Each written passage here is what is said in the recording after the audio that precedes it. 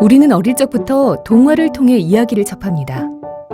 동화책은 양육자의 품에서 들려주는 새로운 세계이자 깊숙한 내면에 자리하는 친근한 세상이기도 하죠. 하지만 우리는 그동안 동화를 읽으며 나도 모르게 성고정관념을 익혀왔습니다. 빨간 모자의 이야기가 그랬고 피노키오의 이야기 또한 그랬습니다. 10대를 위한 동화 속 젠더 이야기는 이런 식으로 동화를 읽고 자라온 10대들을 위한 책으로 친근한 동화 이야기 속에 스며든 잘못된 성고정관념과 편견에 대해 찾아보고 이에 대한 의미 있는 질문을 던지며 성평등에 대해 알아보는 책입니다. 재미있는 동화 속 주인공이 되어 이야기 여행을 떠나고 있노라면 즐거운 뿐 아니라 성평등에 대한 이해와 정보도 얻을 수 있죠. 로리와 매그, 조, 베스, 에이미가 함께 친구로 지내며 보낸 시간들을 기록한 루이자 메이 올콧의 책 작은 아씨들, 다들 기억하시나요? 선물도 아버지도 없는 크리스마스에서 시작된 이야기는 어려운 이웃들을 돕고 부지런히 생활한 소녀들에게 크리스마스의 기적을 보여줍니다. 전쟁터에 나갔던 아버지가 무사히 돌아오고 매그는 로리의 가정교사인 존 브룩이라는 남성과 결혼을 합니다. 동화 속 작은 아씨들은 저마다 원하던 크리스마스 선물을 받으며 이야기는 행복하게 마무리되죠. 얼핏 보면 아름다운 이야기지만 성평등의 관점에서 다시 읽다 보면 다음과 같은 질문들이 떠오를 수 있습니다. 이렇게 10대를 위한 동화 속 젠더 이야기는 동화를 보는 새로운 관점을 가지게 할 뿐 아니라 성평등과 관련된 개념들을 자연스럽게 이해하도록 돕습니다. 양성평등, 페미니즘 등 왠지 어려울 것 같은 내용도 쉽고 재미있게 전달하며 한층 친근하게 성평등에 대해 살펴보게 하죠. 왜 백설공주의 새엄마는 외모에 집착을 했고 빨간 모자에게는 정해진 길로만 다니라고 했을까? 피터팬은 왜 웬디에게 돌볼 아이들이 많다며 네버랜드에 가자고 제안할까? 이렇게 수많은 질문에 대한 답을 우리는 여자다움, 남자다움으로 채워왔습니다. 잘못된 성고정관념을 아무렇지 않게 받아들이게 된 것이죠. 이 책은 우리가 일상 속에서 읽어온 동화에 담긴 잘못된 성고정관념을 찾아보고 10대들이 나다운 모습을 찾아가며 자유롭게 생각하고 또 선택할 수 있도록 이끌어줍니다. 아이에서 어른으로 성장하는 중간 단계에 있는 만큼 10대들이 사회화되어가는 과정에서 성고정관념과 성평등 이슈에 관심을 가지는 것은 매우 중요하니까요. 동화 속 주인공들의 이야기를 통해 올바른 성인지 감수성을 갖고 나다움을 찾아갈 수 있게 해주는 10대들을 위한 동화 속 젠더 이야기. 그 이야기 속으로 함께 여행을 떠나보실까요?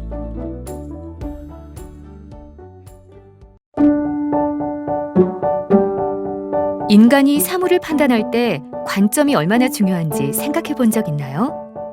같은 사물의 가치를 평가하더라도 저마다 의견이 다른 것은 바로 관점의 차이 때문입니다. 국가 정책을 두고 갑론을박하는 것도 결국은 정책에 대한 관점의 차이 때문이죠. 성인지 감수성도 바로 그 관점 중 하나입니다. 성인지 감수성은 성고정관념에 대한 인지력이라 할 수 있는데 쉽게 말해 내가 생각하고 말하는 것이 사회적으로 부여된 성고정관념에 얼마나 영향을 받고 있는지 점검해 보는 것입니다. 2014년 영화 말레피센트는 동화 잠자는 숲속의 공주를 성인지 관점에서 재해석한 영화인데요. 혹시 동화 속에서 마녀가 공주에게 마법을 건 것은 알아도 그녀가 왜 그랬는지 아는 분 계시나요? 마녀니까 그냥 심술을 부렸던 걸까요? 또 지나가던 왕자가 입을 맞추자 공주가 깨어나는 장면에서도 왕자가 왜 갑자기 입맞춤을 하는지 생각해 본 적 있으신가요? 말레피센트는 이러한 의문들을 성인지 관점에서 재구성한 영화입니다. 사실 마녀는 공주 아버지의 첫사랑이었고 그에게 배신당한 분노 때문에 공주에게 저주를 걸었다고 설정한 거죠. 길 가다 만난 왕자가 공주에게 입맞춤하는 장면도 흥미롭게 표현됩니다. 동화 속 내용과 달리 공주가 입맞춤을 받아도 깨어나지 않습니다. 대신 엄마처럼 공주를 키워오며 자신의 저주를 후회하게 된 말레피센트의 참회 어린 입맞춤이 공주를 잠에서 깨웁니다. 이를 통해 영화는 진실한 사랑의 주체가 계모냐 생모냐 남자냐 여자냐는 중요하지 않다는 메시지를 던지며 인간관계의 본질을 새로운 관점으로 접근하게 하죠. 이처럼 성인지 감수성이란 기존의 성 고정관념을 성찰하고 인간을 진심으로 이해하는 데 힘이 되어줍니다. 성인지 감수성을 통해 새로운 관점으로 사물과 사건을 구성해 봄으로써 사물과 사건을 보다 온전하게 파악할 수 있는 거죠. 영화 이야기를 통해 알아본 성인지 감수성, 개념을 이해하는 데 도움이 되시나요? 이야기로 풀어가는 성평등 수업은 영화 등의 대중문화뿐 아니라 일상 속 다양한 이야기를 통해 성평등과 인권에 특별한 관심이나 배경 지식이 없어도 누구나 자신의 경험과 일상에 비추어 보며 공감할 수 있는 입문서입니다. 우정, 사랑, 가족, 공부, 일, 대중문화, 언어 등 일상의 차별 요소를 들여다보기 때문에 청소년, 성인, 학생, 학부모, 교사 모두에게 유효한 책입니다. 편견과 차별이 범죄의 씨앗이 되는 시대에 맞서 저자는 성평등을 일상으로 끌어오기 위해 여러 가지 생각할 거리와 질문을 던지고 있습니다. 교실에 쥐가 나타나면 누가 잡으러 갈까? 의사와 농부, 가구주와 같은 말을 듣고 어떤 모습을 떠올렸나? 왕비는 왜 세상에서 제일 예뻐야만 했을까? 인생의 동반자를 만날 때 가장 중요한 것은 무엇일까? 책 속 수많은 이야기와 저자의 질문들은 우리가 흔히 갖고 있는 편견과 고정관념, 그리고 그로 인해 저지르는 차별적인 말과 행동을 돌아보는 계기를 만들어주고 있습니다. 미투 사건, 텔레그램 집단 성착취 사건, 데이트 폭력 등 여러 가지 사건, 사고와 성별 갈등이 여전히 지속되고 있는 이 시대에 이야기로 풀어가는 성평등 수업을 따라가다 보면 자연스럽게 스스로의 관점과 일상을 점검하고 성평등을 위해 무엇을 할 수 있는지 고민하는 자신을 발견하게 될 것입니다.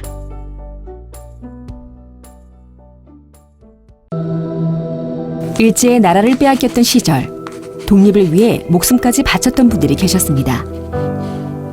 오늘은 그 중에서도 이 여성들에 대해 이야기해 볼까 하는데요.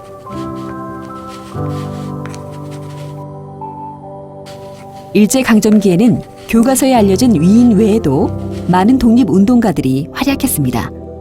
특히 1919년 3.1운동에는 기생이라 불렸던 여성들이 대거 참여해 눈길을 끌었습니다. 곳곳에서 일어난 독립운동의 소식을 들은 기생들은 진주, 수원, 해주, 통영 등지에서 만세운동을 시작했습니다. 3월 19일 진주에서 기생 독립단이 촉성로를 향해 행진하며 만세운동을, 3월 29일 수원 기생조합의 기생일동이 보건검진을 받으러 병원에 가던 길에 경찰서 앞에서 만세운동을, 4월 1일 황해도 해주의 기생조합원들이 손가락을 깨물어 피로 그린 태극기를 들고 만세운동을 벌였으며 기생들의 시위에 용기를 얻은 군중들이 3,000명이 넘었다고도 합니다.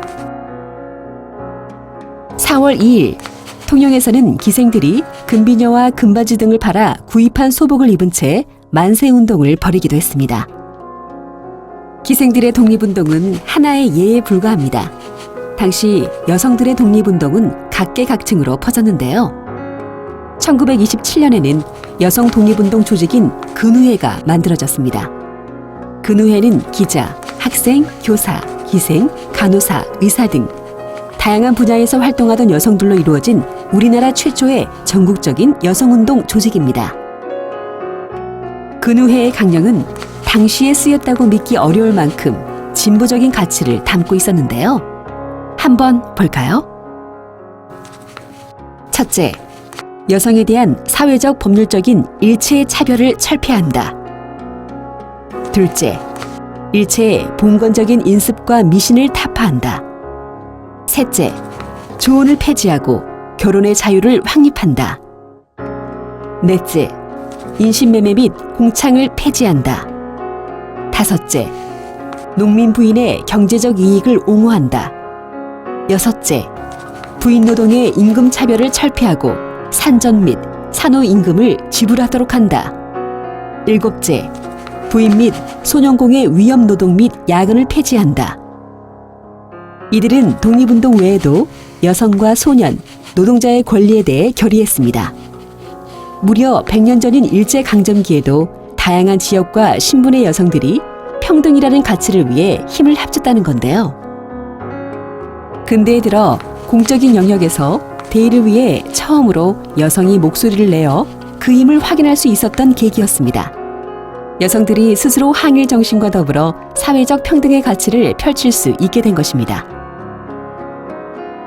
여성들의 운동이 여성뿐 아니라 소년, 노동자, 나아가 모든 소외된 이들과 더불어 조국을 되찾기 위한 민족운동으로 이어졌던 그때, 이들의 노력 덕분에 오늘날 우리가 살고 있는 대한민국이 좀 더 평등하고 정의로운 사회가 된 것은 아닐까요? 여러분, 이제 독립운동하면 어떤 장면이 떠오르시나요? 아직도 교과서에서 배웠던 위인들만 떠오르시나요? 오늘은 가장 가까운 사람에게 기생 시위에 대해 알려주고 함께 이야기 나눠보는 것은 어떨까요?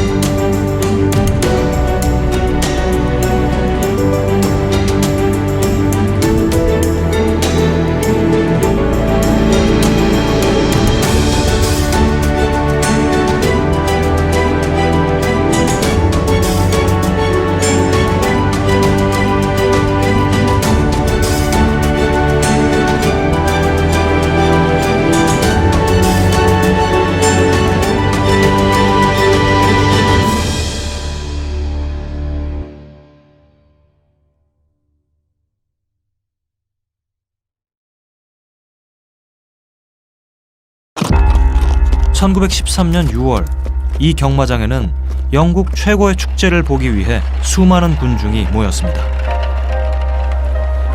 이날은 왕과 여왕도 자신의 경주마를 보러 이곳을 찾았죠. 세상의 관심이 이곳에 모였을 때 에밀리 데이비스는 왕에게 투표권을 호소할 수 있는 절호의 기회로 여기고 치밀한 계획을 세웁니다.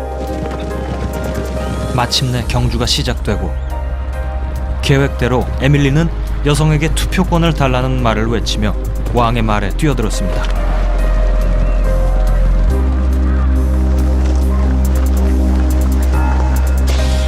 말발굽에 처참하게 짓밟힌 에밀리는 머리에 큰 부상을 입었고 경찰은 흐르는 피를 막았지만 의식을 회복하지 못했습니다. She knew what she was doing, and I think she thought her death, her martyrdom, would make a massive change. She was adamant the government would give women the vote if she died. 사고 이후 나흘 만에 숨진 에밀리 데이비슨. 그녀는 왜 투표권을 얻기 위해 목숨을 바쳤던 걸까요?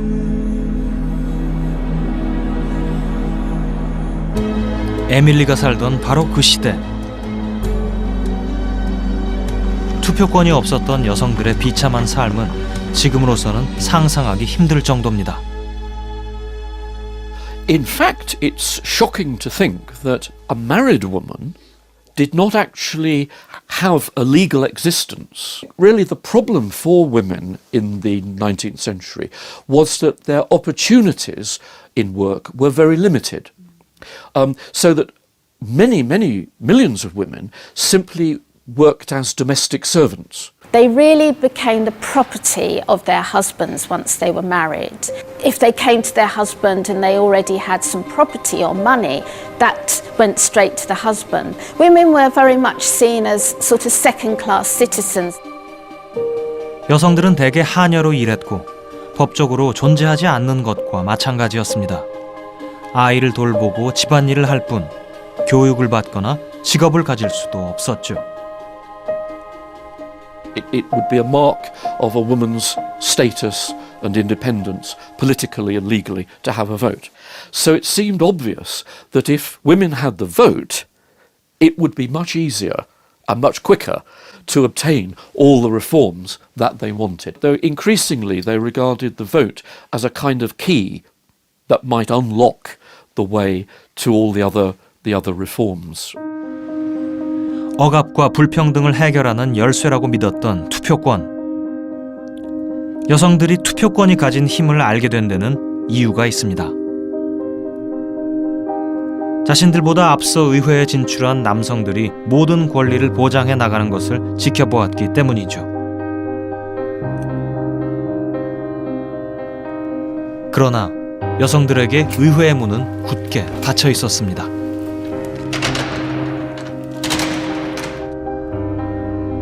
심지어 쇠창살을 설치해 회의를 볼 수 없도록 했죠. 억압이 심해질수록 저항은 커졌습니다. 여성들은 단체를 결성해 조직적으로 투표권을 요구하기 시작합니다.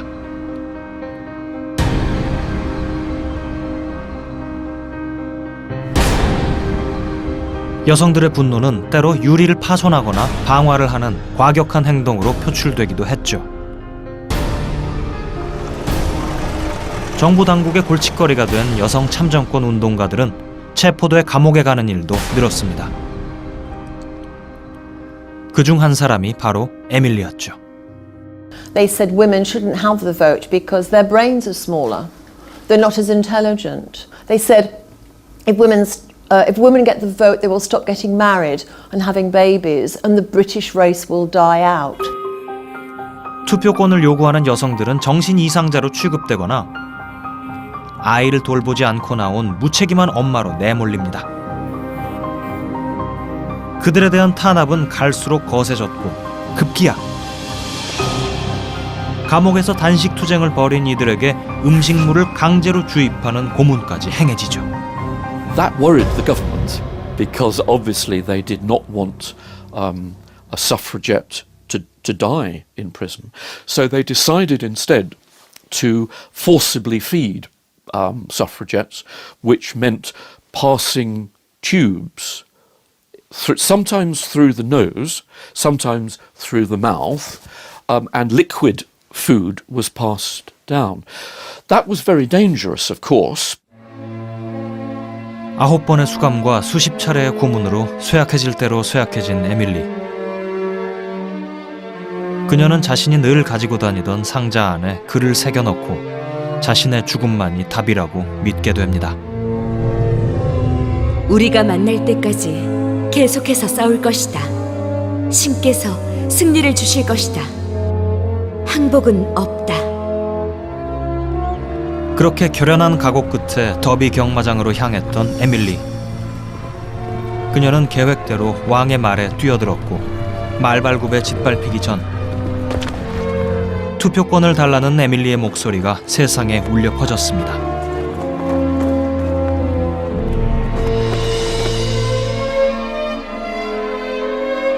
의식을 잃고 쓰러져 병원으로 옮겨진 그녀 앞으로 몇 통의 편지가 도착했습니다.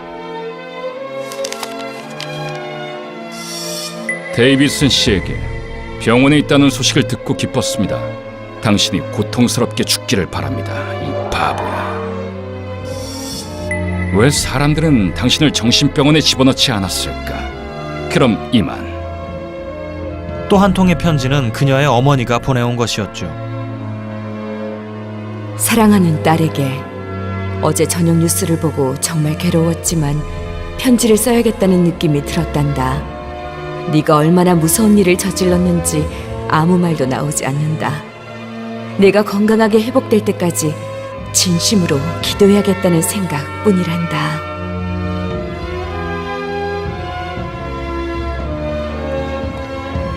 하지만 안타깝게도 에밀리는 어머니의 편지를 읽지 못한 채 숨을 거둡니다. 그녀의 나이 불과 40살. 오직 투표권을 얻기 위해 목숨을 바친 에밀리의 희생은 영국 여성들의 마음을 흔듭니다. 전국에서 모여든 수만 명의 여성들이 그녀의 뜻을 기리기 위해 장례식 행렬에 동참했죠. That's really the big lesson that we learn from her contribution is the sacrifice. And I really think it would have taken a lot longer for women to get the vote if it hadn't been for them making it a more dynamic and noisy and daring campaign. 결국 에밀리가 숨진 지 5년이 지난 1918년 30세 이상 영국 여성들은 투표권을 인정받습니다. 눈부신 승리를 통해 여성들은 마침내 의회로 진출해 불평등을 바로잡아 나갑니다. There were some immediate effects because in the 1920s, Parliament began to pass lots of legislation for women because not only have women gained access to education, but they've also found more opportunities in the economy. So that today, women are just about half of the entire British labour force, which is a very radical change. 오늘날 영국 여성들이 남성들과 동등하게 직업 선택의 기회를 보장받고 동등하게 교육받을 수 있는 기회를 누리는 일, 그것은 투표권을 얻기 위해 희생을 무릅쓴 에밀리 데이비슨이 있었기에 가능했던 일이었습니다.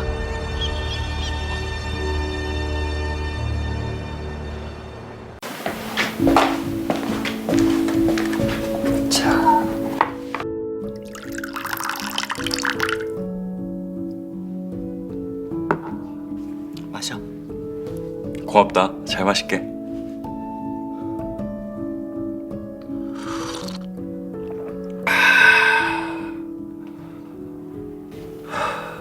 난 이 서점 좋아. 꼭 아지트 같아. 근데 너 대단하다. 이런데 주인도 되고. 학교 다닐 때부터 지역문화공간 만들겠다고 내가 여기저기 알아봤잖아. 그치. 네가 또 한담 하는 놈이지. 그 취준생인 나보다 훨씬 낫네. 뭐.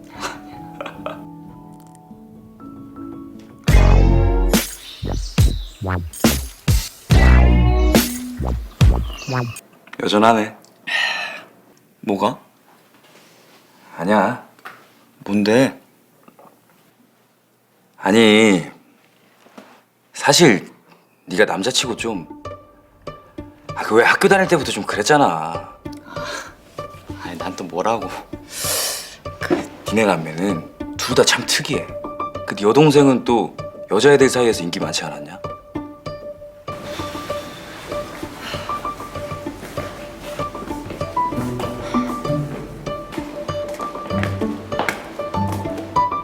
오빠, 애들이 또 그러면 나한테 문자해. 넌 엄마한테 이러지나 마. 그러니까 나한테 먼저 문자하라고. 네가 다시는 못 가불게 만들 테니까. 알았어. 아, 오빠. 아유, 진짜. 저기 이거 고마워.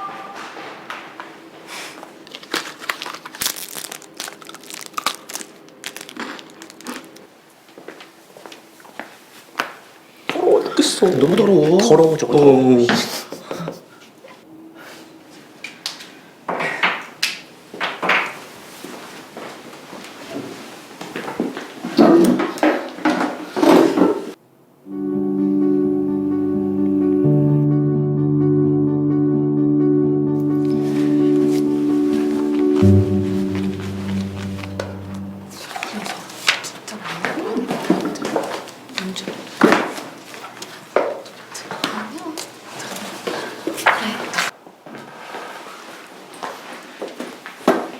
야야 봐봐 몸매 개쩌는데 야야 얼굴은 얘가 짱이야. 얘보다 걔가 더 낫지 않냐? 얼굴 9점 근데 몸매는 6점. 몸매 6점. 아쉽네. 다른 애 없나?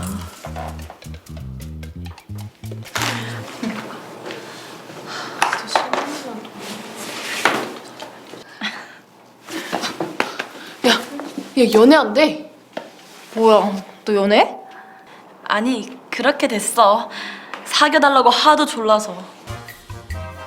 어쩐지 화장도 하고 옷도 사 입고 아주 난리가 나셨어. 남친이 잘해주냐? 잘해준다기보다는 그냥 다정한 스타일이야. 매일 하루에 한 번씩 오늘은 눈화장이 예쁘네, 오늘은 입술색이 예쁘네 그러면서 섬세하게 하나하나씩 칭찬해주더라고. 뭐야, 그게 다정한 거냐? 왜? 네 얼굴 말고는 칭찬할 게 없대냐?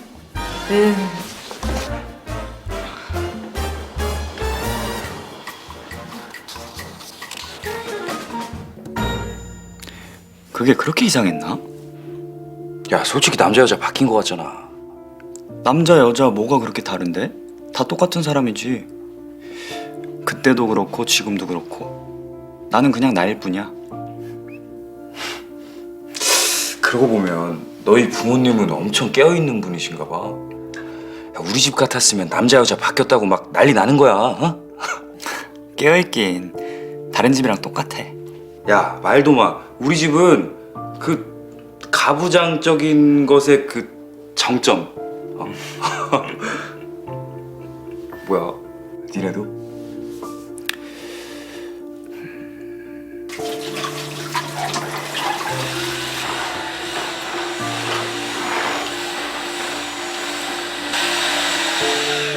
난 절대 아버지처럼 살지 않을 거야. 여자애가 저렇게 조심성 없어서 쓰나? 좀 조신하게 다니면 안 되냐? 집 무너진 줄 알았다. 으이그 여자애가 일찍 주무지 왜 이렇게까지 늦게까지 돌아다녀? 아이, 너 사내 잘기지 왜 자꾸 청소를 하고 있어? 어서 방에 들어가고 일찍 와서 오빠 밥이나 좀 챙겨주지. 청소라도 네가 해라. 저 여자는 애를 낳고도 저렇게 날씬하네. 연예인들이니까 다 관리받겠구만. 당신도 관리 좀 받아. 보기 좋구만. 관리 한번 받는데 얼만 줄이나 알아? 말은 쉽지. 아빠, 저런 애들은 특수 케이스. 우리 주변에는 없어요. TV에서나 그런 거지. 야구할 시간인데. 아, 왜 또? 아, 드라마 보잖아.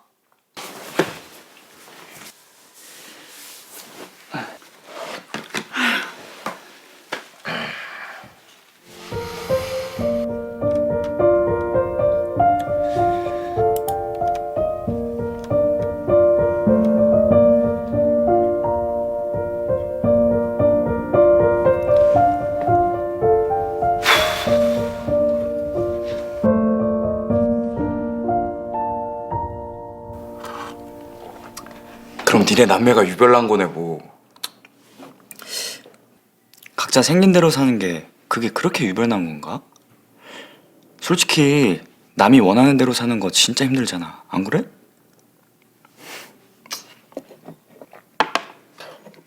내가 유별난 건가? 오빠!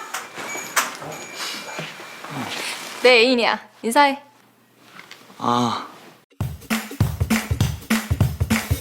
네 애인을 어떠냐고. 갑자기? 내 이름이 몰랐냐? 오빠!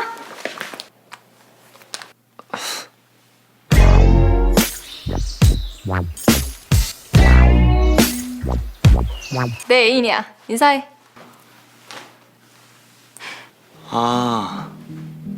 네. 여기 앉아요. 차 줄까? 아니, 차는 됐고. 얘가 요새 페미니즘에 관심이 많아서 데려왔어. 근데 너 어제까지만 해도 연애 안 한다고 했던 것 같은데. 아니, 내가 언제 그런 말 했어. 형, 예빈이가 저한테 어떻게 고백했는지 알아요?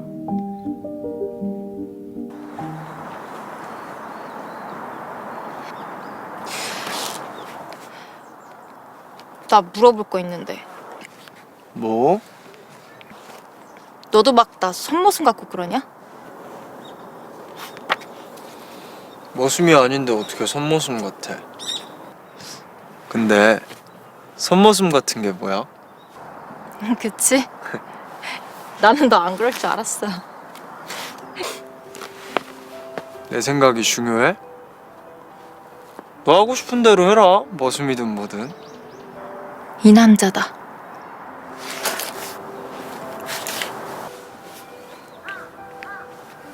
나 어때? 뭐? 뭐가 어때? 네 애인으로 어떠냐고. 맥락 없이? 갑자기? 야, 갑자기 아니거든. 야, 너 그동안 내 있는 몰랐냐? 내가 너 몇 달 동안 지켜봤는데. 몰랐을 리가 있겠니? 나 사실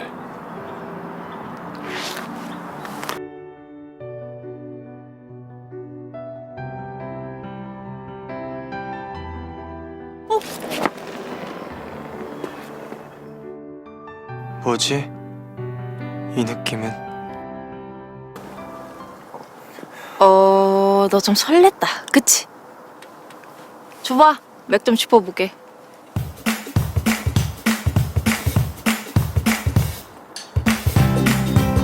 맥을 이렇게 좀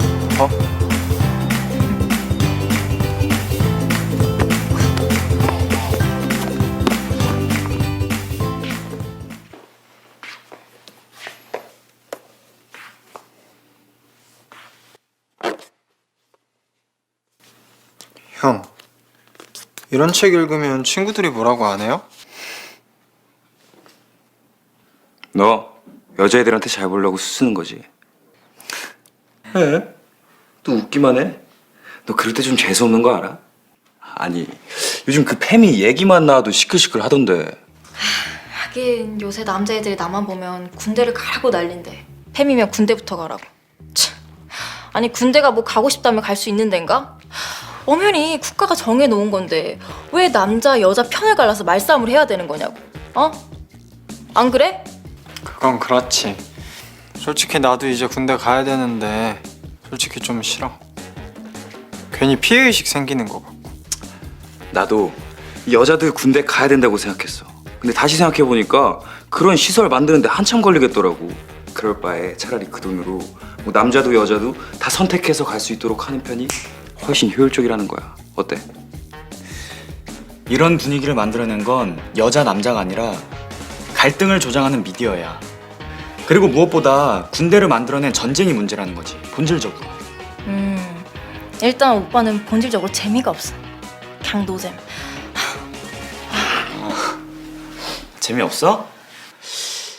아 맞다, 재미 떨어져서 마트에서 사와야 되는데 둘이 좀 갔다 와.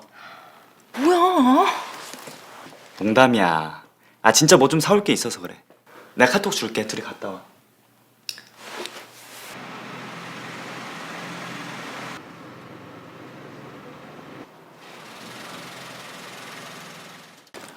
여성 전용? 아니 요새 여자도 주차를 얼마나 잘하는데. 저기 좀 봐.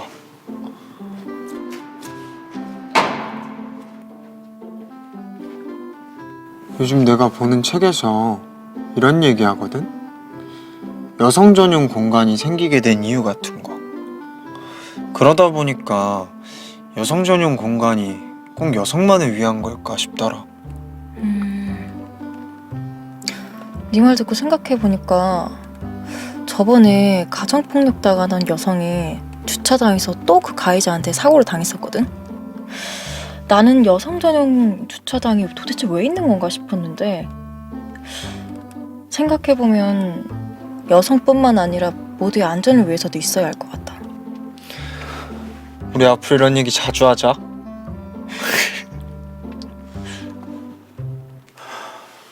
페미니즘이 도대체 뭐냐? 뭔데 이렇게 다들 난린 거야?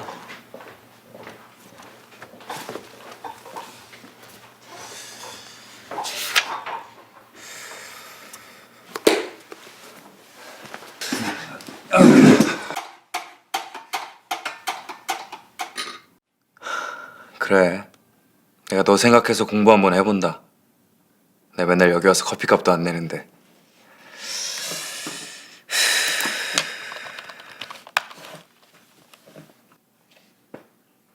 뭐야? 여기 왜 이렇게 많아? 뭐가? 나도 좀 봐봐. 뭐야? 너 페미니즘 공부하게?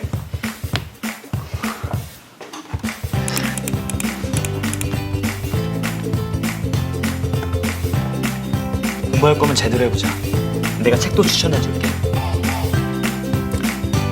근데 나 노잼이라고 욕먹는 건 아니겠지?